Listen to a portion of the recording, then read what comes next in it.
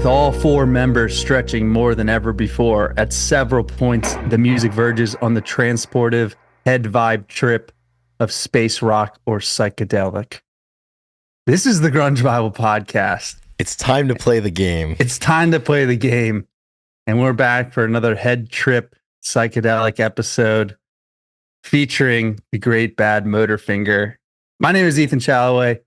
I'm joined by Chris Salona. And we're back. Trying to spice it up a little bit with this is a classic episode, really.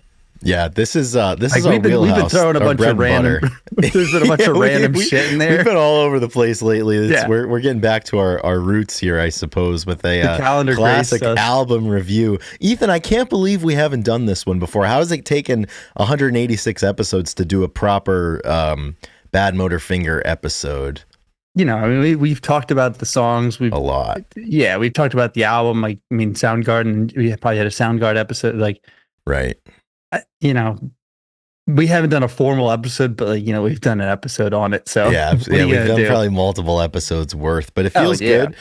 This album actually just turned 33 on October the 8th. So we're actually recording this a couple of days after that anniversary. We're recording it on the 10th of October, but we'll come into your earwaves. Is earwaves? Is that airwaves? On October 14th, bright and early, because I'm not going to mess that up again. But Ethan, the check-in for the Badmotorfinger episode, how are we doing today? I'm doing good. I'm doing pretty solid. I was trying to think of a quote from one of the lyrics to use as how I'm feeling. Are you looking California and feeling Minnesota? Yeah, I guess that's the easiest one. Yeah. I think the Hat Man is lingering around me somewhere, playing puppeteer. But no, I'm actually doing really well. I got back into it. It's always I don't know. It always feels good to be back, but then I'm more sore and more tired in a few different senses. So yeah, I'm doing well, man. How are you? Mm-hmm. Yeah, I feel just about the same. It feels really good to be back in a routine after our travels that we regaled about in the previous episode. But similarly, I've just reassumed my normal schedule, so it's nothing out of the ordinary.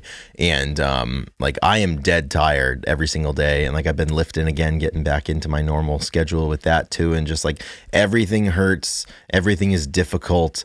No sleep is enough sleep, but this is what you have to do. My mom always used to say, when I was a kid, we would just stay up late or whatever, or push the bedtime, and she's like, you're going to be running a sleep deficit. And I always made fun of her, but honestly, I kind of think, I think she was onto something there. I'm way in the red on the sleep, and I need to hopefully get back into the black. Yeah, no, sleep is enough. The routine is what we're used to, but also not what we've been doing. So it's all right. I've been so tired at night. So tired. Yeah. I've been falling asleep at 9:30, mid text conversation with people, and that's just the way that it works out sometimes. But we're here again. Yeah, we are. Yes, we are for another great episode 186. Pretty great. We're chugging along. We are closing in on 200, which is pretty cool. That's pretty good. Hopefully, I think 200 will be kind of a little bit of a wind in our sails, perhaps, because that's a long time. Yeah, it is. Even 186 is a lot. There's a lot of weeks there. A lot of life has been leaned into over these last 186 weeks. So, I don't know. I like it. Last week was a great example. We talked about a pretty big life event. It's documented. I was able to send it to some people. Of course, they're like, I want to hear it in person, so they are trying not to listen to it. Which, right. Yeah, I understand. Yeah, I feel like the podcast has changed a fair amount. I'd say in the last 6 months or so, 8 months, really 2024, I guess. We're doing kind of a lot of stuff that's maybe about our lives or just different experiences, and kind of leaning farther and farther outside of the grunge space, which I'm happy with. Leaning into life. Yeah, that's where I want to go, man. We've been running the page for almost 9 years now. If I have to talk about grunge every single day for another 8 years and do every single episode about grunge, there's going to be trouble. So it feels good to do what we've done the last few weeks, but also, when you return back to something like Badmotorfinger, it feels good, and it doesn't feel as forced maybe as some of the episodes have in the past. Yeah, I know exactly what you're saying. It's something familiar. You're just like, oh yeah, BMF, we're back. Oh yeah, absolutely. So as we usually do, I think we should go over the people that support us. Yeah, and I think so. How many people are there now? What is it like? What's the number? Man. 50? So I can't quite figure out. We've got 40 active members, active paid members right now. So I think of that, like almost half are top tier members, which is really cool. So we're going to be thanking those. But honestly, Ethan, like I'm a little upset. I figured that the standing offer to join the Patreon and then receive an episode completely of your choosing would be a little bit more enticing to people out there listening, and we really haven't had much of that. So I'm a little sad about that. So like we've gone through like the guilt tripping phase. We've tried to convey the value, and I feel like we're just at like the terminus of this journey. Where like I'm just sad. I'm not even disappointed in the people. I'm just sad about the current situation that we don't have anybody who's willing to take that leap. So I know what we need to do. What's that? We've tried a few different things to get people. Now we got to use a stern hand. Be like, if we don't get a Patreon support, a new one in the next week, we're done. We're all done. It's over. Yeah. So like this will be the last Grunge Bible podcast episode. This is the Saving the Grunge Bible patron that is coming up. Like hashtag if you want us save to continue, Grunge Bible. If you want us to continue going, don't try and call our bluff. I know we've said we're going to be done before, but this is for real. Yeah, we'll pack up shop, dude. I'll sell my microphone. I could use the money. Exactly. I'll go back to the blue ball or the snowball. I'll go back to the blue ball. Absolutely. I don't care. I'll do it. I'll do it. You watch me. We both will have blue balls. Like absolutely, we'll go right back there. I mean, and don't be blue balling us on the Patreon. Yeah, like, if you're gonna support us, come on. Honestly, like I'm glad you said that because like I kind of feel like I'm getting blue balled here a little bit. Like here we are, week after week, putting out scintillating and stimulating content, and we can't get so much as a $2 commitment from somebody. Seriously, it's like that's $1 a person. Like, one for me. What's a guy got to do? Like, please don't make us. Please do not make us have to make those like clipped videos like for TikTok and stuff that all the podcasters are doing. Like, I really don't want to do that. Do I have to turn the iPad around and ask for tips? Like, right? Yeah. Like here, it's just gonna ask you a couple of quick questions before we're done. The smallest option will be 25%. Yeah, right like we'll do that. We'll quit. We'll paywall everything if we. I don't think we'll do that. I mean, we're running out of options here, Ethan. We gotta do something. Jesus Christ! Like, please help us. Yeah, we gotta pay the bills. We have to pay. We have to pay. Got to pay the troll toll if we want to continue. Exactly. So That's where we're at with that. Yeah. Anyways, now we go forth in gratitude for the people who have ponied up. And see, this is the thing, everybody whose name I'm about to read in the world will be in my and Ethan's eternal good graces. That is until they cancel their membership. But right now, good graces for the following individuals who are members of our top tier that pay the toll to enjoy this content. And those individuals are Sherry Matthews, What the Fuck is Up, Denny's, Russell, Seattle Vor Fanboy from New Jersey, Pile of Punk, Nikki Six, Millie, King Buzzo Stole My Hair, Keith White, Carlene Salona, Jade Mercado, Jamie Lynn, Gochu John, Apona, Fuck Soup, Eddie Vedder Got Me Through My Second Divorce, Down in a Hole, Flat Out Fucked, Doug Endy, D-Boat, Black Hole Sean, and Kara K. So thank you. Their backs are getting pretty heavy right now for just, shouldering all of the load here, but they're resolute in that, but they could use some help and we could use some money. So I think that's all we have to say about that. Absolutely. Okay, so we're moving into the Butter Show where we talk about this day in music. And before we go back in history, we have a little bit of a look ahead. So this episode comes out on the 14th of October, and on Friday, the 18th, we get it, Chris. We get blood. I've been asking for blood. We've been wanting for months. blood. And finally, Jerry Cantrell is releasing his album, I Want Blood, October 18th. And I'm sure we'll be talking about that coming up. I mean, we haven't talked about it, but why, we're gonna, right? Big things coming soon, man. Yeah. I just hope that the people want blood as much as we do. I've been yearning for blood. I'm a little worried that I'm going to get blood and not really want it. want as much blood as he Well, I don't know. gives. I'm just nervous. I hope that I can handle it because like we've been pretty outspoken about asking for it. Yeah. So like when it comes to our table, Now I it's just about hope the that I can time. handle it. Exactly. I hope It's I can almost handle it, and I time. hope that I'm still thirsty for it. Yeah, we've been talking this big game, but like, Right. you know what they say when it comes time to fight, you know, if one person's ready to fight and the other person's not, that one person's winning. Doesn't matter the difference in size and ability. It's all who wants it. Yep. So it's about the So size of the fight and the dog, and yeah. I think there's a lot of that's a very applicable message. So that is we'll, exciting because we don't get you don't get new stuff all the time. So thank you, Jerry, right. for it's pretty much Jerry and Pearl Jam, the only people doing just stuff right now. they're still rolling. I mean, we could talk about I don't know what else to talk about. We'll talk about those Re-releases. Yeah, big things coming anniversary soon. Major announcement on the way. The reissuing package. These guys love reissuing stuff, and people love collecting that kind of stuff. That's not really my bag, but that's whatever. We're really getting off the reservation here. So I think we should segue into this day in music history, Ethan, for this day, October 14th, and I'll kick things off going all the way back to 1890. On this day, Supreme Allied Commander General Dwight D. Eisenhower was born, Supreme Commander of all Allied forces in Europe during World War II, moving on to be the 34th President of the United States of America in the 1950s, a very pivotal figure in American history and thusly, I suppose, music history. I don't know. This one had to shout out Ike.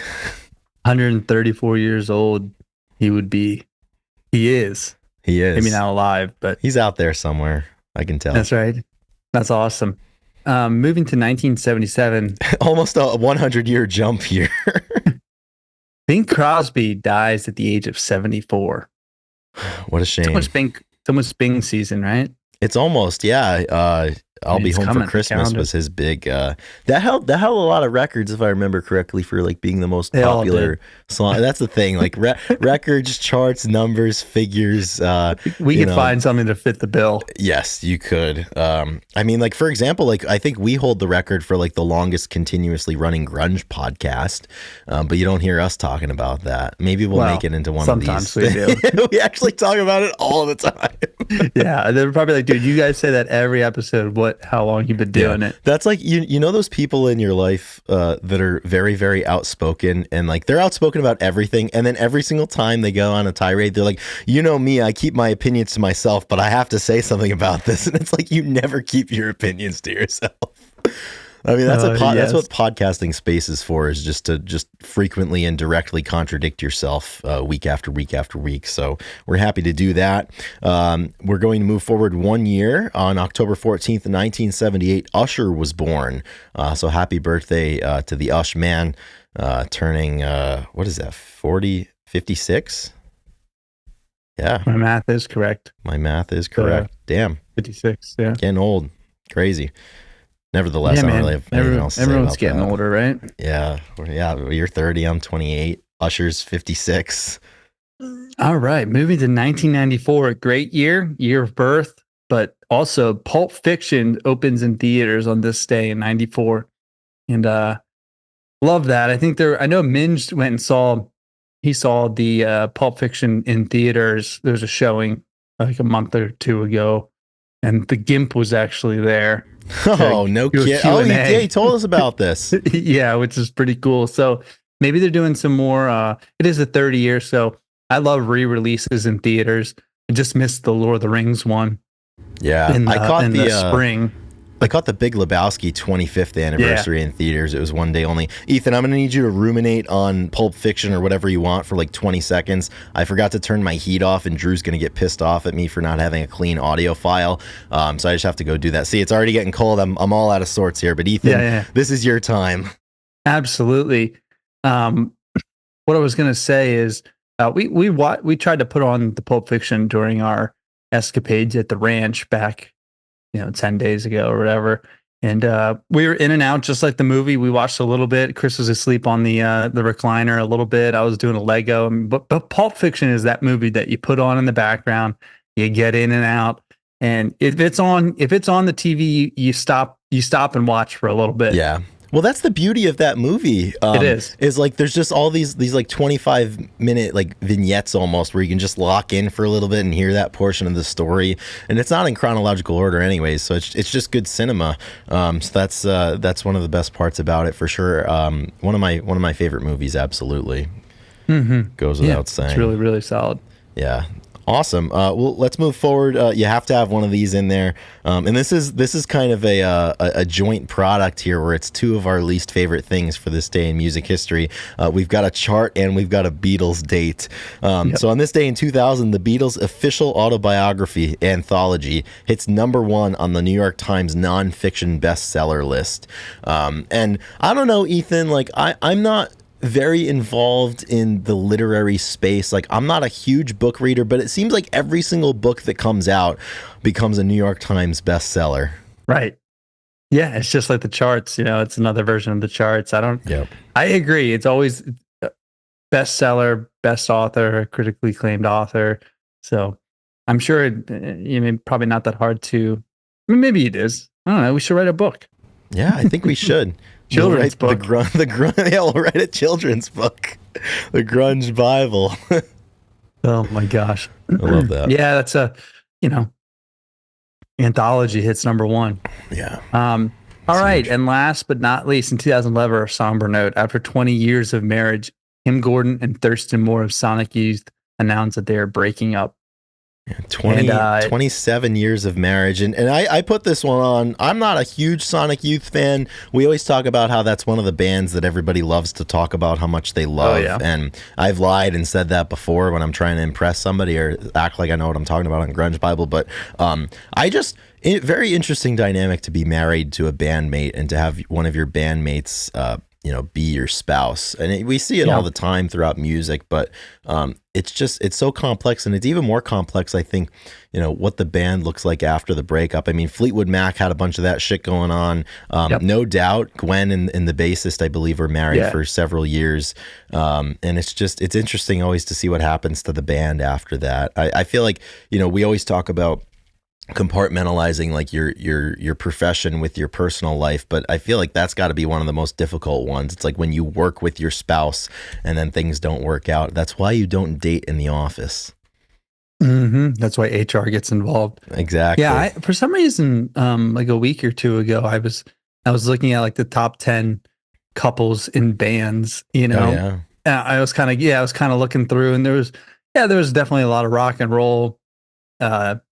Any female lead singer probably was with one of the guys in the band. And Stevie Nicks was like the #1 on the list. I mean, the White Stripes. Yeah. Well, the White Stripes are interesting because they got divorced. They said they were. They said they were brother and sister when they made it big, but they were actually married, and then they were divorced before things even popped off for the White Stripes. So, I mean, that's efficient right there, I suppose. You get the marriage out of the way, you end that, and then you just take a rocket ship to the top of the musical charts. Say your brother and sister. Yeah, exactly. Hey, we love lore, and that's some interesting lore there for sure. Yeah, like back in the day when you could there wasn't social media, there wasn't really an insight into who the people were. You couldn't really fact check. If you wanted a story or something to make the band sounds interesting, like some lore, you could make it up. And who am I to say it's, it was a part of it, and it was cool. Now there is none of that. I mean, it's pretty it wasn't as easy to like be a sleuth or to dox people back in the day, where you just kind of had to take it at face value. And I appreciate that there were some individuals that took that and ran with it and kind of made some crazy backstories, because who are we to tell if it's true or not? So yeah, everyone loves a good backstory. Yeah, they do. All right. That ends this day in music. We'll be back next week with another version of it. God willing, as long as we get a new Patreon supporter. Otherwise, that's seriously. Yeah, if you want to hear more of this day in music, if you want someone to tell you the history, time to step up. Absolutely. So moving forward, we have Badmotorfinger. Badmotorfinger. Little talk about that.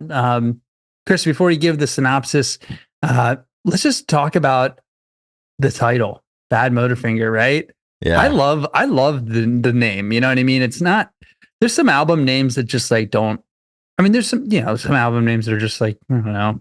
Like Dark Matter? Yeah. Exactly what I was going to say. Dark Matter. maybe I Want Blood. I don't know if I'm a huge. I mean, I think I like that, but this has like so much. I don't know, man. It's just one big word. Not really sure. I mean, is it a real term Well, no, for that's the this? thing. I don't think it is, and I love it when bands create words to name their albums. I'm not a big fan of self-titled releases. Like, if this album were just called Soundgarden, I mean, how different our thoughts would be about it. I just think that's taking the easy way out. And then there's some bands that they do multiple self-titled releases throughout their career, which Shame is on no them. good. Yeah, shame on them. Soundgarden's never had a self-titled release. I mean, you've got like what a ridiculous 3-album run from Badmotorfinger to Super Unknown to Down on the Upside, and then they come back with King Animal. I mean, Well, and Ultra Mega OK was yeah, before that. Louder Than Love. I mean, Those are some great Yeah. album titles. That's what I Yeah. mean. They definitely win that.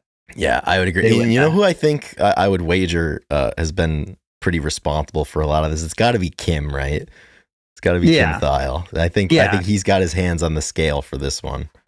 Oh yeah. I just remember the first time I heard about Bad Company having the album Bad Company and the song Bad Company. Yeah, I was like, oh putting shit! all of I was their so chips confused. in one basket. A Yeah, 10-year-old trying to figure out who I was listening. I was like, so confused. it's like, wait, but I thought the band was Bad Company. No, like they are. No, they're And the allowed to do album's that. Bad Ethan. Company. They're allowed to do that. It's artistic rights. Yeah, but I mean that's just like Badmotorfinger fairly just smooth brained in my opinion, and then you get bands like Soundgarden going Badmotorfinger. There's a Do funny you think clip it that has I to do posted. with? Yeah, Do you think it has to do with like guns, like Motorfinger, or is it like strictly automobile, like motor, like finger on the wheel or I hand have on the wheel no type of thing? idea, and I love that. I'm sure I- somewhere out there, one of the band members has provided commentary about like what it's about, and In that's the very type. obscure terms. Yeah, and that's the type of analysis that you should expect from a Grunge Bible album review, but we don't have it. There was a funny clip that I posted on the anniversary, the 33rd anniversary, back on the 8th, and it was at a show from early October, so before the album was released, and Chris was announcing one of the songs. I forget which one. I think it was Room 1,000 Years Wide, and he's like, this next song is off of our new album. It's called Badmotorfinger, and then he does like a call and response. He's like, can you all say that? Badmotorfinger. And he's like, it's not a bad word. He's like, it's kind of like taking a good shit. Badmotorfinger. It feels good. It's fun to say. So Apparently- I think it's like taking a good shit. Yeah, apparently they suggested the title Badmotorfinger as a joke on the Mantra song Bad Motor Scooter and said regarding the title, it was sort of off the top of my head. I simply like it because it was colorful, kind of aggressive too. It conjures up a lot of different kinds of images. I love conjuring up images. Yeah. Well, that's fun. Like when you're tight-lipped about something as weird as that title, I mean, there's millions of different ways that the art. listener and the audience can take that. And that's fun. You can do that with the songs, but when you can do that with like a band name or an album title, I think it definitely raises the stakes. So we'll kind of get a tail of the tape here before we go into the song. So Badmotorfinger was their third studio album, their first of the 1990s. It was released on October 8th, 1991. Good story about the release date. There's always kind of been confusion as to when it was released. So it was originally supposed to have been released on September 24th, 1991, which notably is the day Nevermind came out, and less notably Blood Sugar Sex Magic. But when they had gotten the album pressing, when they got the artwork and everything, the band wasn't very happy with the colors on the album. So it was still the same, like that like circle logo they have with like the edges. It's kind of like a switchblade thingy, but it was a lot lighter. There were some greens and like light blues in it, and the band was very unsatisfied with it. So they went to the label and they're like, guys, what the fuck? And the label backed them up and they said, okay, like we will go and like redo this cover, but it's going to take like a couple of weeks. So they went back and they changed it to the color palette that you now see and that's popularized. So interesting little tidbit there. How what a boon that would have been to Grunge Bible Incorporated if we could talk about Badmotorfinger and Nevermind on the same day. And erroneously in the past I have, but it's cool. I think every single year the Soundgarden social media pages, they share like the imagery of what the album had looked like initially, kind of with that like lighter, less aggressive coloring. And I think they made the right choice. So that's why it came out on October 8th. It was recorded earlier in the year 1991 throughout the spring.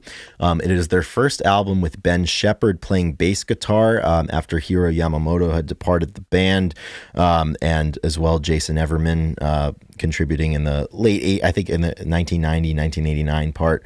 And this was kind of a shift for the band with some of their earlier stuff, because I mean, they were around since the early mid 80s, so they're a pretty seasoned band by this point, and they hoped that this new album, Badmotorfinger, would capture a lot of the sound of them playing live and convey that emotion and that feeling more so than Louder Than Love did, and more so than Ultra Mega OK did. And I definitely think they accomplished that.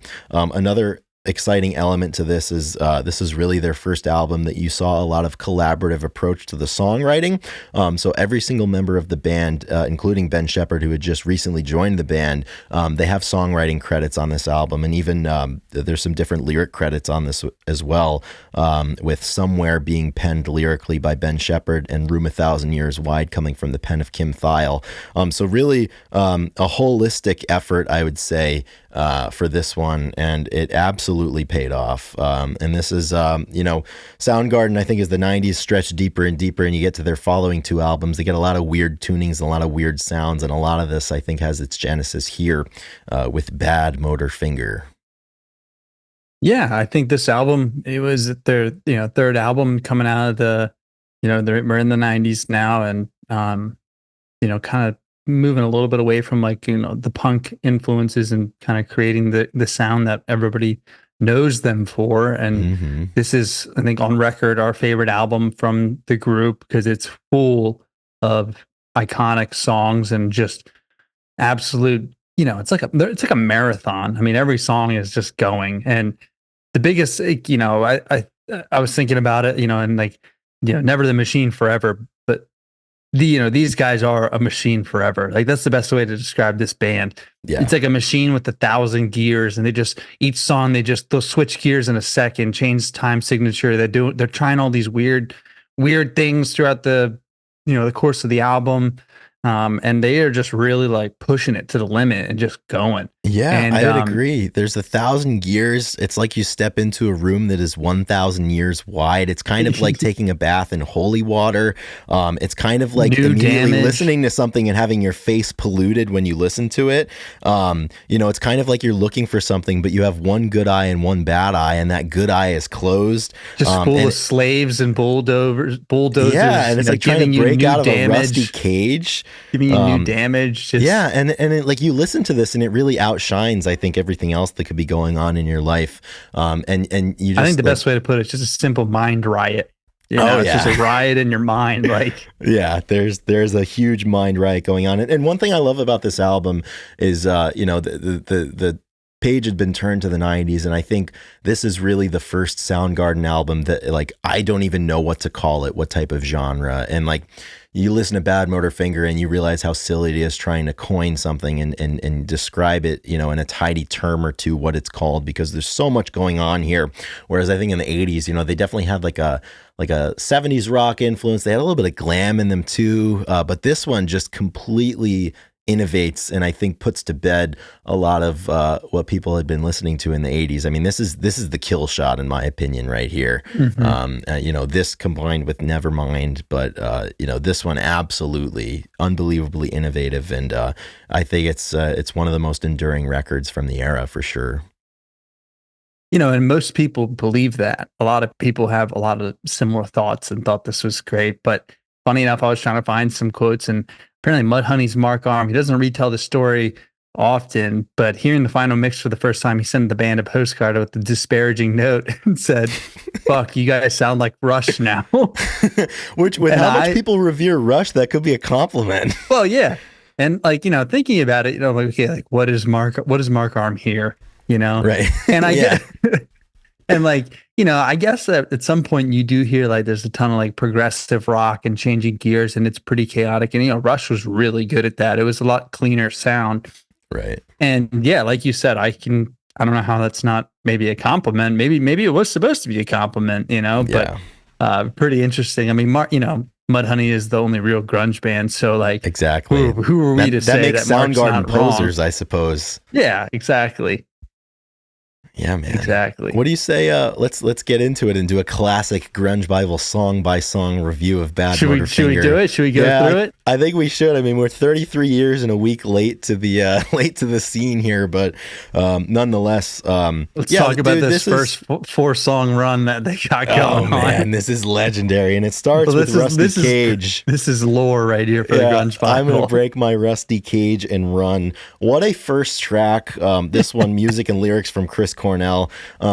I will never tire of this song. I don't really think I'll tire of any song on this record. Maybe Room 1,000. No, I'm just kidding. But I mean, Rusty Cage. I love the way that it's so hard driving at the beginning, but the best part of this song is, three-quarters of the way through when he's like, I'm gonna break my rusty cage and run, and everything slows down, and it's just like the dirtiest, sludgiest, Soundgardeniest outro that you could ever have. Chris is flying all around, Kim's doing absolutely crazy shit up and down the neck. Ben is like pulling his bass guitar up from the basement when he's just dropping around the stage, and Matt's playing like his life depends on it. Man, Rusty Cage, there's a reason why this is one of the most popular Soundgarden songs. And I think there's a reason why this one, along with a lot of the songs on this album, persisted in Soundgarden's set list, even into the 2010s.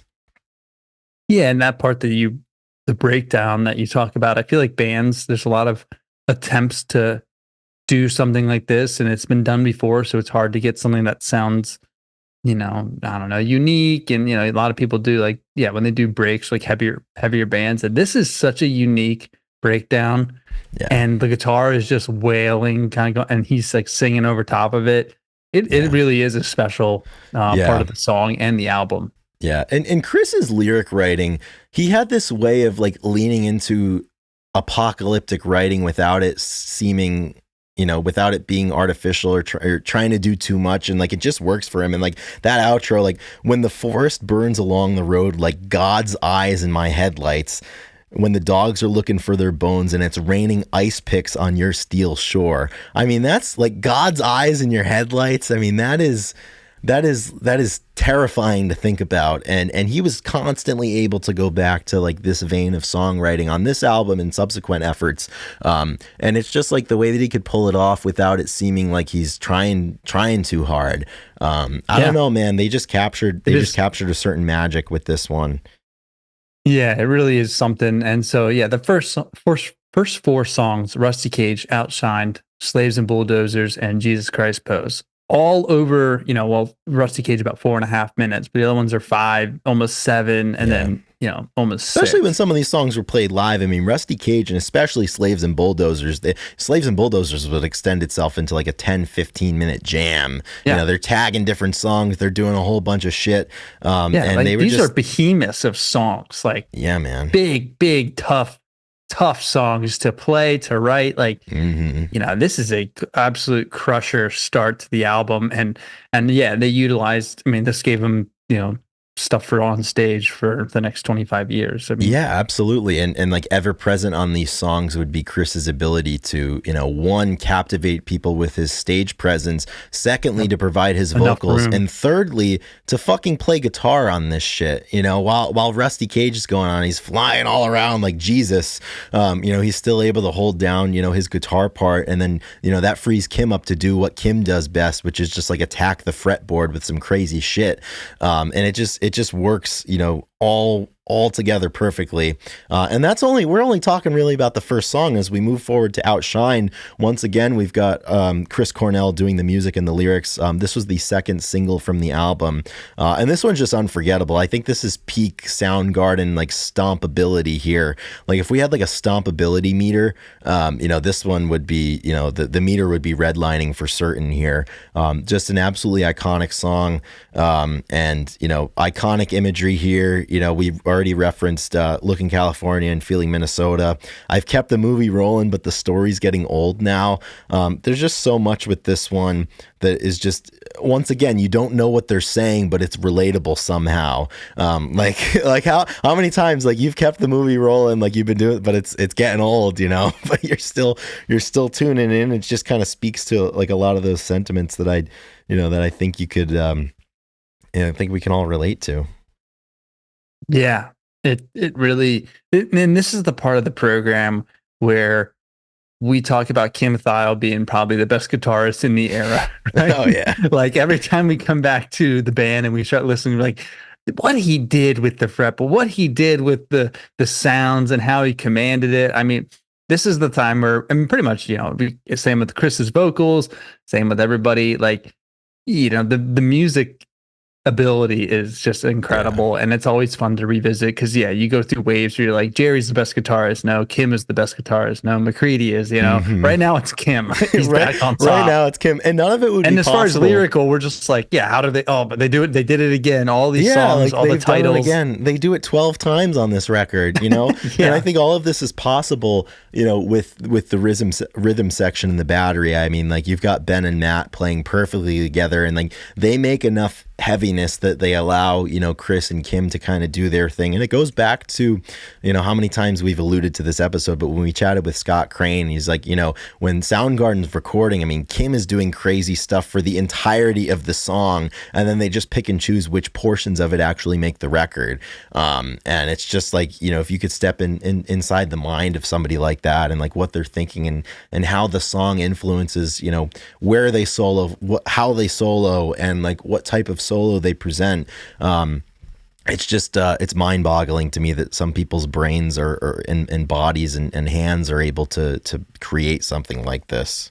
Mm-hmm. Yeah, with such flow and intention, Yeah. And that, Slaves and Bulldozers, third song, is just an absolute, it might be the best song that they have off of anything. If you just like the sound that is Soundgarden, I mean, Black Hole Sun is obviously like Soundgarden, but this album, like, to me, is, the machine we know as Soundgarden. And I would agree.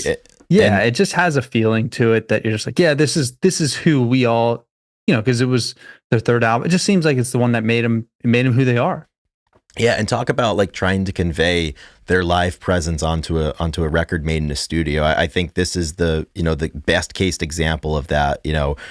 With Slaves and Bulldozers, and I think Searching with My Good Eye Closed is also a really, really great element to that one. In Slaves and Bulldozers, Chris and Ben Shepherd both contributed the music, the songwriting for this one, and Chris contributed the lyrics once again. And I think people consider like Black Hole Sun as being Soundgarden, but I think that's an outlier compared to this kind of stuff. Like this is what I think of when I think of Soundgarden. Right. And just once again, it's slow. It's like pushing through a bunch of mud almost. Like it's like a car that's kind of fallen, a little bit further in the mud, but it's still driving forward. The lyrics for this one, we've talked about time and time again, and they're still applicable. Like, bleed your heart out. There's no more rides for free. I mean, you can't get any more iconic than this song. Yeah, and you wrote down drunken, rambling, and heavy, right? And I think the best descriptive term is they're punch drunk. They just got into a fight and they're stumbling around, like still half coherent, but like still totally like red in their eyes, like, I want to fight. And that's just exactly this band on stage. Like, they're just punch drunk all the time. It's like a bar fight in a very dark bar where like everybody's like pretty well into it. But Someone's soloing over top like, of it. it's like a free for all in there. But Soundgarden is the one guy who, even though he can't see, even though he's drunk, he's winning every single fight. And like that's just his element. Yeah, like that's just like this is where they thrive. And I think that's what makes Soundgarden so special, is they were able to thrive in a lot of musical areas that I think a lot of bands couldn't get to or wouldn't dare to get to, especially on a studio record, on a studio album for that matter. I mean, it's a tale as old as time. Bands will kind of extend certain songs into jams, but I mean, to do that on a studio album, and take that one step further, when you go and play live, is just a testament to the skill and I think the balls that these guys had. Yeah, no, it's just incredible going back to it and hearing it. It's so complex and so dirty, Yeah. and they pulled it off, and then, so we got Jesus Christ Pros and just an unreal start to the song, just craziness. The guitar is just wailing and Matt is going ham on the drums. Dumbfounding drumming. I know Eric Lederman said that I think the first time that we had him on the show that like this is like one of his favorite drum parts of all time and like one of the hardest to play. And the fact that Matt could do something like this and create something like this. Once again, this is the first case on the album where every single member of the band has music credits for it. And Chris provides the lyrics. And this was the first single for this album. But once again, I feel like every single song is repeating itself where we're like, this is peak Soundgarden. It's like, no, like this is peak Soundgarden. I'm going to do it again. Like Jesus Christ Pose, peak Soundgarden. Yeah, no, I mean, it's these first four songs, so, you can say the same and they have, yeah. I mean, and we probably do it later in the album as well as we keep going down. Yeah, and this one is special, for a lot of reasons, and I think one of those reasons it was lyrically inspired by Chris Cafaro's photograph of Perry Farrell sitting in bed with the Jesus Christ pose, and Chris has spoken about this one from time to time throughout his life, and he said, regarding Jesus Christ pose. You see it a lot with really beautiful people or famous people exploiting that symbol as to imply that they're either a deity or persecuted somehow by the public. So it's pretty much a song that is non-religious, but expressing being irritated by seeing that. It's not that I would ever be offended by what someone would do with that symbol. Mm-hmm. Yeah, that's good. That's a great descriptor. And he brings that up every time we talk to him. He's like, yeah, but did you have a song written about you by Chris Cornell, written by one of your photos? So shout out Not the Chris, last time man. I checked. Nah, yeah. Shout out Chris, man. He's awesome. And yeah, you have to be really good at your job to be able to have Cornell be influenced by it. Oh, yeah. And what a great decision it was. I mean, this song is, killer. It's messianic.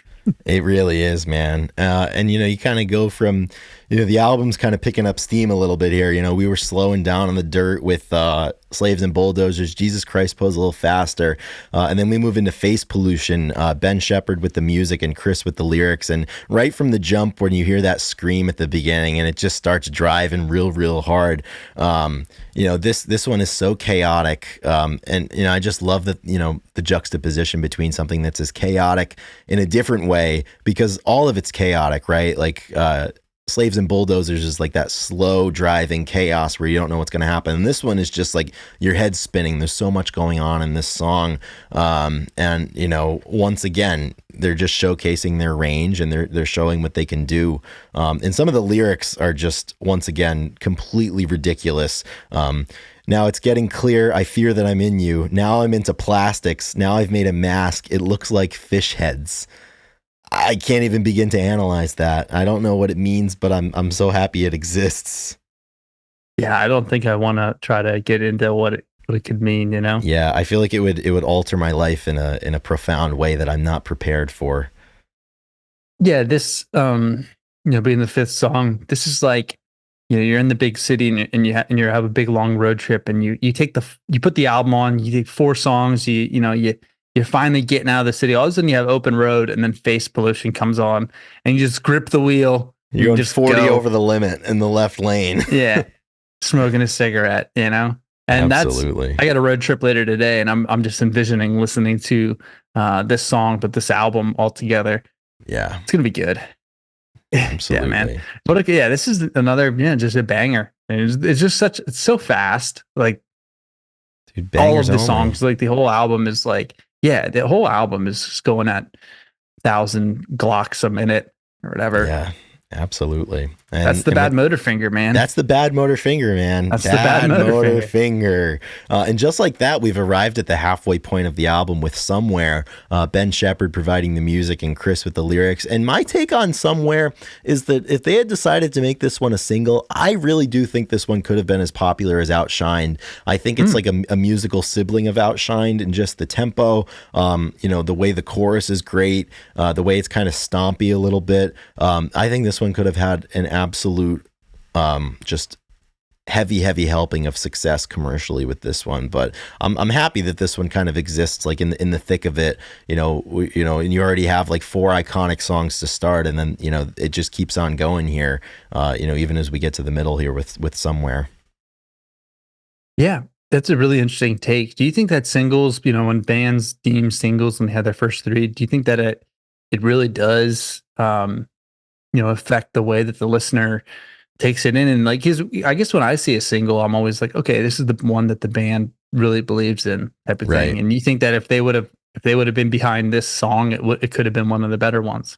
Yeah, and I think like every band has like, I'm sure, a different process for how they decide which one's going to be a single, and a lot of times there's label pressure too, right? But I think it's it's encouragement enough, just for something to make a record. But yeah, it's interesting. I think it informs in a big way like what's popular, because I mean, you get the people, especially now in the age of streaming, that you hear the most popular songs, which oftentimes were the singles released in conjunction with the album, and those songs are so good that they don't even really take time to dig deeper in to see what else is on that album. And that's why I'm such a big proponent of, you got to listen to an album front to back, because there was a reason for that, for that sequencing. And there was a reason why, certain songs were included and certain songs maybe ended up as B-sides and whatnot. But yeah, I think, a lot of these songs I think could have had the success just because they were so different from what people were used to hearing, especially at this time. Mm-hmm. I wish to wish, I dream to dream, I try to try, I live to live, and I die to die, and I cry to cry, but I know why. Dude, talk about like you have intent behind everything you're doing and you're not going to apologize for it. It's like, I know why. You don't need to know why, because I know. I cry to cry. Yeah. I love it. Dude, it's so good. Yeah, this is a solid one. I think just same thing, changes gears throughout the song and has those off-paced kind of guitar riffs and classic Soundgarden. You know what I mean? Classic Soundgarden. Here we go again. All right, moving on to song number 7. We got Searching with My Good Eye Closed, a fan favorite, a really good one to watch live. I think it's, yeah, I don't know. It's just one of those, you put it on and it goes, this is one with the beach ball, right? From Lollapalooza. Yeah, from Lollapalooza in 1992. This is my favorite Soundgarden song. You've got Chris doing the lyrics and the music. And I think one of the most badass concert, set list opening songs, because, you've got that intro there, which only until we did this episode, prior to preparing for this, I didn't really know what the background was. I just thought it was like something funky that they decided to do with the "This is my good eye" thing. So apparently the legend goes, that is a sample of a toy which was initially produced in 1964 by Mattel, and it's called a See and Say, and it was an educational toy, meant for children, that was kind of like allowing the children to choose, what phrase was heard and associating with, different animals and farm sounds. And the story goes that, Chris was living with a roommate at the time that for some ungodly reason had one of these See and Says, and it was broken and glitching, and it just kept repeating the different phrases that existed, and making a bunch of distorted sounds. And then Chris was listening to this, and then Chris followed up with, "And the devil says," and then his roommate was like, "Yo, dude, this would make a really, really great song intro." And so it was. And It's the best sometimes, you hear some of this shit, and when they would open a set list, they would start with this track, and then the band's coming out one by one as the See and Say lines are being played, and then it just opens up and all hell breaks loose. But yeah, man, my favorite Soundgarden song, so many different parts. It's got one of my favorite lyrics of all time. I don't remember half the time if I'm hiding or I'm lost, but I'm on my way. And then at the end with the "Is it to the sky?" just like Chris is showing off at that point. I was going to say, you have this huge, come down, And Yeah. then they bring it back up and they got, the Cornell showing off, just absolute one of a kind type of ability that, you don't see anymore. Really don't. Yeah. Yeah, absolutely. People don't And try that shit. no, people don't do that type of stuff. You're not getting CNCs sampled on That new too. music these days. It's already been done, and nobody could do it better than Soundgarden. Man, I fucking love this song. Yeah, and it's a banger. There's 6 minutes and 31 seconds of this guy, and it just, it's a journey. It's Yeah, good. man. Great opening song, like you said. Really, really solid to bring the concert Oh in. yeah. Do you remember, like, it must have been like 2.5 years ago or so, but we like built our own grunge set lists for a Yeah. podcast episode. I think this was the song that I chose to open the set. Hell And yeah. for good reason. I think I would still select this song because it's just, Especially after talking about it right now. especially I think after that, talking about it right now, and as is the case with Soundgarden, just when you kind of think you've zeroed in on like what they're trying to do, we move forward to the next song, Room 1,000 Years Wide. Matt Cameron contributing the music and the lyrics from Kim Thile. Really cool. Matt Cameron on his Instagram page on the 8th, on the anniversary, actually shared a recording of the demo that he had made. And as the story goes, I think Matt was saying, that he had been working with Soundgarden for a while, and they were getting ready to go into the studio and cut this, and as Matt says himself, I was getting more comfortable contributing music to the band, and in the late 80s, early 90s, and I was always encouraged by Chris and Kim to submit songs. I felt like my songwriting wasn't up to their level, but I really wanted to put my stamp on the next Soundgarden record, so I dug in. For some reason, I had written and demoed a handful of songs in the spring and summer of 1990 that I felt were worthy of the band. I demoed songs on my Fostex 250, and with the help of Ben Shepherd and Stuart Hallerman, I recorded some ideas at Avast Recording. Here are 2 snippets from my demo tape that I gave to the guys. The first tune was called Succumb to Wonder, which eventually became Drawing Flies, and the second tune is an instrumental of Room 1,000 Years Wide. And if you go ahead and listen to this thing, it's super, super cool, and I didn't know the origin of it, and it's cool to kind of think about Matt like being encouraged by his bandmates, and he's like, well, like, if I'm going to take this opportunity, I got to come ready with something. And Room 1,000 Years Wide is a hell of a song to be prepared with and to bring to the band. I also love we can ring the bell here because we've got a sax and a trumpet included on this one. We've got Scott Granlund laying down some absolutely unholy saxophone and Ernst Long contributing some trumpet parts, and I don't remember the sax and the trumpet part until I was giving this thing a listen again the other day to prep, and I was like, is that a sax? Is that a trumpet? And sure enough, I mean, it just makes me love this project even more. Right. They were writing the song. They were like, what would really do this song justice? Let's bring in some brass, let's bring in the sax, let's bring in the trumpet. And really cool, that they push, Matt, and the whole band's involved in writing all these things and all these songs, and that's why it's complete. I think that's why every part is very advanced, and you have this. I mean, it's hard. It's really hard to be able to put something fully together, but when you have everybody on board and you have everybody bringing, their intelligence to, like, okay, how do we form this song? Yes, it is really difficult, but I think that's how you get a really well-rounded set list and songs, and they just knocked it out of the park. They really did. Oh yeah, they did, and I love that we get an appearance from the wordsmith that is Kim Thile. And the only thing better than Kim's lyrics are Kim's explanation of his lyrics. And if you remember back in the Down on the Upside review that I believe we did last year with Never the Machine Forever, he describes what's going on in that as a battle between a person and then a lesser defined entity, and this one's great. You've got the repeating part, tomorrow beget tomorrow, and the story behind that, Kim was watching a movie, and it was this like really, really weird movie where like a witch or something was chanting tomorrow beget tomorrow, just like over and over again, and he had the thought that like that would be pretty damn cool in a song. And he did go on to say, and perhaps the most in-depth analysis that we've ever discussed on the Grunge Bible podcast, he said that this song is about, quote, experience in general, unquote. And I love that. It's about experience in general. Yeah. with the title is Room 1,000 Years Wide, you're just going to say it's about experience in general. It's so good.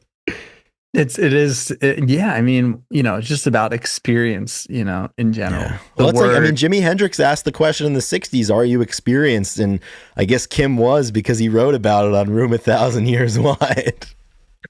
I mean, if you had to describe the experience in a set of words and you said room 1,000 years wide, I would be like, damn, that's deep. Like if you can like relate to a room 1,000 years wide or hear that and understand it, then like you're experienced. So that's a really good litmus test, I suppose, for whether or not you're experienced, and if you're experienced is like valid or not. It's like if you were to ask somebody like, I need you to describe experience in general in a few words, and they just said searching with my good eye closed, or if they said slaves and bulldozers, or they just said, or if they just started pollution. reciting the lyrics to Room 1,000 Years Wide. Listen, here, he is inside, one who lives while other lie. I close my eyes and walk 1,000 years, 1,000 years that aren't mine.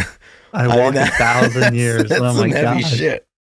That is really heavy. 1,000 doors, 1,000 lies, rooms 1,000 years wide. I love the switching up the like metrics. Like I'm walking in years, I'm swimming in feet. I don't know. Yeah. That would be a good exercise. Like make your own Soundgarden song. And it's just like, that's what I was. Yeah. Once we started, I was thinking that I was like, man, it would be fun to do a segment. Like, is this a lyric or a descriptor? Yeah. It's like when the rabbit jumps from the sun and hell presents itself on earth, I begin anew or something. That's solid, Chris. There we go. That's about experience in general. And fun fact, that's a real lyric. Yeah. That's from a demo that didn't quite make Badmotorfinger. It was called Rabbit's Head. Yeah, exactly. Rabbit's Tail. Yeah, exactly. Oh man, yeah, I love that. Man, what a great song. And we've still got some more great ones to go. So we'll move forward to Mind Riot. But Chris Cornell, I was going to say, the obscurity behind the lyrics and the way they talk, that's all a part of it. That's why we love the band. And that's why I love Soundgarden. Like these guys weren't giving like speeches about what these songs are about. They're just like, hey, like I was on acid and something happened. And it's about they do experience. it in such a way, and probably because of the music. But like, I hate the bands that are super straightforward. Yeah. I mean, How to Save a Life. I'm trying to think of a lyric that made. I love that song by the James Blunt. Yeah. I can't wait for James Blunt to change his name. So what's going on with that? He's reissuing that album that You're Beautiful is off of. Isn't it like a contest? He's reissuing the album. He said, if it gets to number 1 on the charts, I will legally change my name to whatever is the top comment or something like that. So huge marketing scheme. He just wants to get back to number 1, which, it's a good album. It's got the song You're Beautiful or whatever. So like, it is a chance. And he just said he'll change his name. It wouldn't be the first celebrity name change. Although I don't know if James Blunt qualifies as a celebrity at this point, but I mean, you had Meta World Peace, for example. He said a couple of the comments that were like up there, like one was obviously like Bames Chalon, which just always is going to be funny. Yeah. Well, that was like Macaulay Culkin, the famous child actor. He ran a contest. I'm probably at this point like 8 or 10 years ago to give himself a new middle name, and the name that won to be his new middle name was Macaulay Culkin. So technically now his name is Macaulay Culkin. That's great. That's a good use of internet, and that's a good usage. There was smart. I think it was like Great Britain or something had like a submarine or something, and they were like, we're going to run a contest to name this ship, and the name that won was Bodie McBoatface, and I think they backed off on it. They're like, oh no, we can't do that. Like, you got to commit to it. Dude, of course you can do that. Bames Blunt. Yeah. A lot of them had to do with like Blunt McBlunt face or Blunt to the face, stuff like that. Like those are the hits for a reason. Like, classics exactly. are classics for a reason. Yeah, let's just do dumb and dirty, like simple. You don't have to reinvent the wheel for this type of stuff. Yep. Oh man, that was a good little Where are we tangent. at? Are we on We're at Mind Mind Riot? Riot. Okay. We're in a Mind Riot. Chris Cornell How I provides the feel right music now. and the lyrics for this one. And writing the notes for this, I didn't really want to analyze it too much, but I just think this is something that we've all related to. We've all gone through a Mind Riot. I love this song. A lot of these songs have those quiet parts and then they explode into something big. I mean, you've got Slaves and Bulldozers and Searching with My Good Eye Closed. This one, you always feel like it's about to get to that point where things are going to get big, and it just never does. And I Just appreciate that edging the whole time. they blue balled us a little bit. Yeah, exactly. They decided to do something a little different. And maybe that's Mhm. the riot involved in Yeah. it all.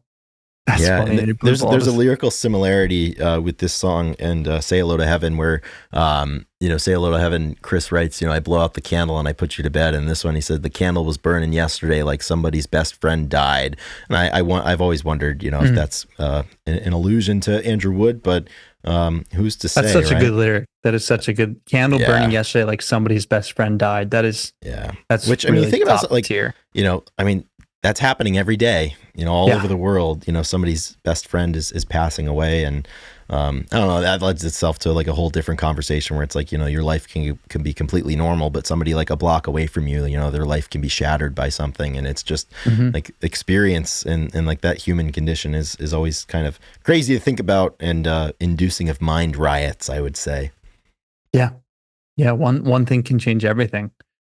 Um, yeah, that's good. That's a solid song. I mean, this is the second half of the album. Usually, there's been a lot of times where you make it through the first 6 songs, 7 songs, and it's time to move. Sometimes you have to move on before you get into. So Yeah, I haven't spent as much time with the drawing flies of the world. right. Um, and And I think that's where we're at. Yeah, and I think with Drawing Flies, as we mentioned, Matt wrote the music for this and Chris with the lyrics, and I think I could be falling into the same trap that I fell into with Super Unknown, where I kind of shat on Fresh Tendrils for a second, and we had some people be like, "Guys, what the hell? Like, this is one of the best songs." But Drawing Flies, like, if I'm gonna skip any song on this record, it's going to be Drawing Flies. My favorite element of this is that the percussion brothers Scotty Granlin and Ernst Long are back once again for this one. It's my favorite part of the song. I think it adds like a little bit of like a groove that you wouldn't expect, off of an album like Badmotorfinger. But once again, it's a song that I think helps tell the story of the record. Yep. I think that as I listen to it back, one thing that kind of sticks out is the way that Cornell sings. It's kind of got like Jim Morrison type of like rock kind of singing, like, or yelling, kind of just like speaking. Mm-hmm. If you can do all of those things at once, singing, speaking, and yelling. But he has this like old rock sound to him. It's kind of cool. It's It kind of is. cool.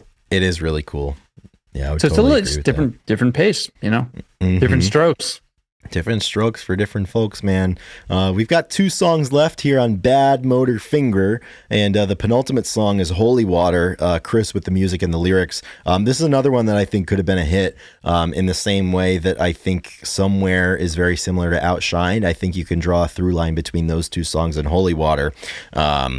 Yeah, this one is just, I think it's right in a sweet spot of sorts for Soundgarden, kind of with that, it's not so slow and punch drunk, it's kind of got some intent behind it, but it's still quite heavy. And it's got some really, really good, really good lyrics as well. Once again, Yeah.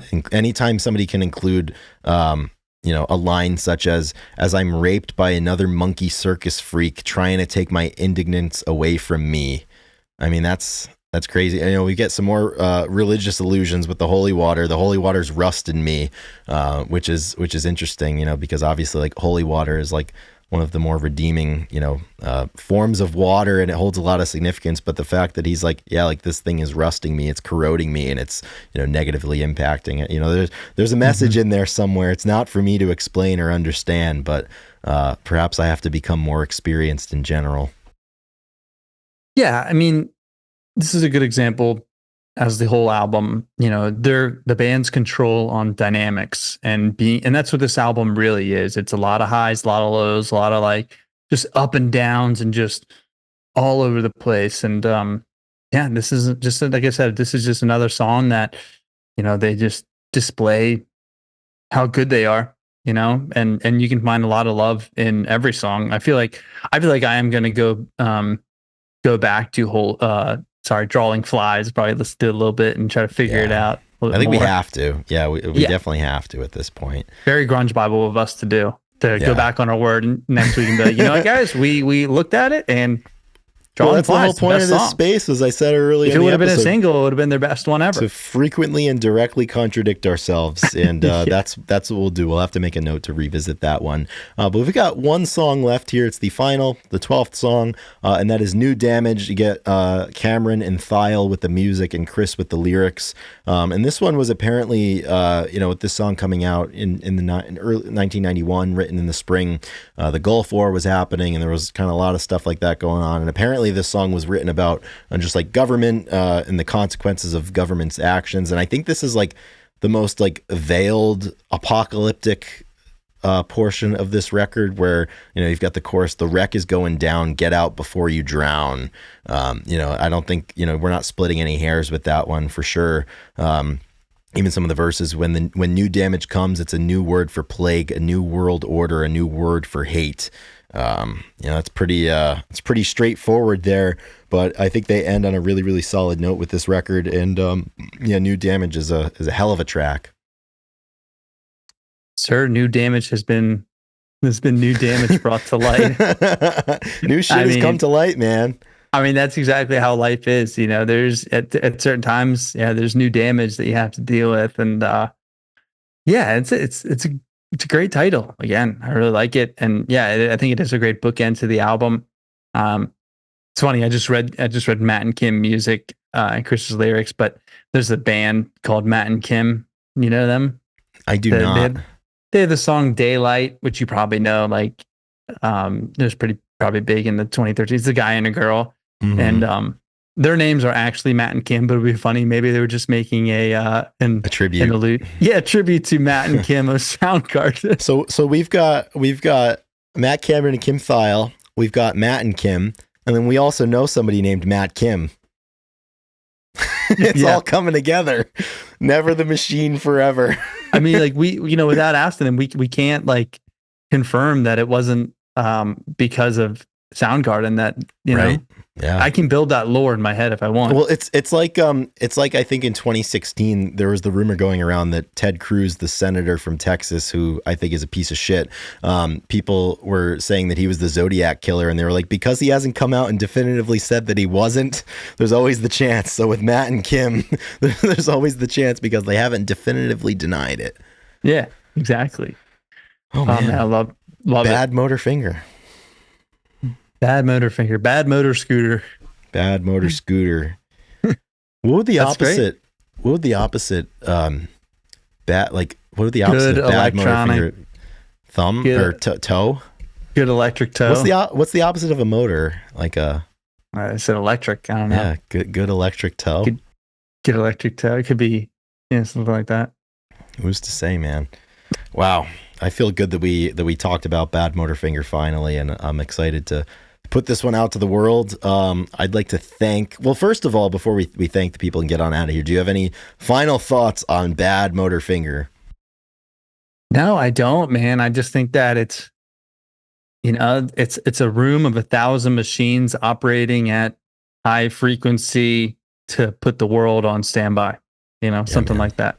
Absolutely. Yeah. This one will never get old. Like, I've been listening to this one for forever, and I can't imagine a point in my life where I don't like this record, which is just great. Soon we got to start doing this is the 10-year anniversary that I started listeing to this. A whole new world of content will avail itself to us. Hey guys, on this day 5 years ago, we did the episode on Badmotorfinger, so let's revisit the album. Hey, it's just like they said, tomorrow beget tomorrow. Tomorrow beget tomorrow, exactly. Yeah, that's Badmotorfinger. I think that it's safe to say that you guys should go out and listen to it a little bit, think about it. I know, it's just a great album. So lucky to have it. Yeah, we are. We're really lucky to have that. I'm grateful. I'm grateful for that one. I am grateful as well. All right. And final thing, we have our songs of the week. And I think it's a no-brainer for me that I got to put Drawing Flies on there because I think we all need to be listening to it a little bit more. Absolutely. Yeah, I'm going to follow that up with Room a Thousand Years Wide as being my song of the week. Hopefully that's our path to experience in general. And I think we can make that happen. Yeah, I'm hoping, I think I'm going to have some general experience in my life today, which I think I'm excited about. Yeah, me too. I'm going to try to pencil some in for later today. Awesome. Well, Chris, thank you very much for taking the time to talk about this wonderful album. Thank you to listeners to taking the time to make it to the end of the podcast. There's not everybody makes it to the end. So yeah, not everybody finishes, man. Yeah, that means that you do appreciate what we do. So remember, follow the links and donate to the Patreon. If not, we'll try again next week. We will try again next week. Whether you donate or not, we'll still be trying. I'd like to thank our producer. If we have an episode. If we do, exactly. It's in your hands. Our life is in your hands. Don't you understand that? Even though we might owe money all over town, that doesn't negate the fact that our life is in your hands. And we were told specifically to tell you that our life is in your hands. And regardless of what new shit comes to light. Lastly, before we get on out of here, thank you to our producer, Drew McFadden. He did request that we get this episode to him earlier in the week. So we hope that, 5 days of lead time is enough for this guy to get this thing produced and mastered and mixed and ready for the public. Drew, you can't just text us the night before at midnight and say, I need it by tomorrow. It was like midnight West Coast time. So I was long since asleep.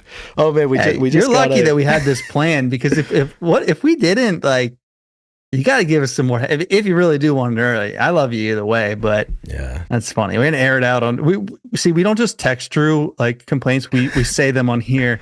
Because we know he listens, and then that's the thing. I really think and we do a lot of it, but I really think, Ethan, that we underutilized the opportunity to communicate with Drew through the actual episode that will make it to the public, and I'm happy that we decided to do that today. It's on receipts. It's so much better. Well, this is how I know he'll read it and he'll probably he'll respond basically. Exactly. It's like if a text message has a 90% chance of being understood and acknowledged, this has a 100% chance. If I've learned anything about listening to podcasts, it's talking to or at your producer on the show and having the general masses of people that listen to it know Drew and know there him are witnesses. Well, they have just like they have a relationship with us too. They also have a relationship with our producer and what he does. Mm-hmm. And I think it's pretty great. So best producer in the biz, certainly the best producer in the grunge podcast biz. I think he doesn't have any peers in that regard. Either, but at the same time, screw you, Drew. Yeah, screw you, Drew. No, we love you, Drew. Everyone out there still listening, we love you, and we hope to be able to talk to you next week on 187. But as we said, our life is in your hands. With that, Ethan, let's get on out of here. I know you got some driving to do. I got to go to work, and let's keep this train rolling. The big choo-choo train. All right, rock and roll, guys. Rock and roll, everybody. See y'all later. Stay heavy. Hanser.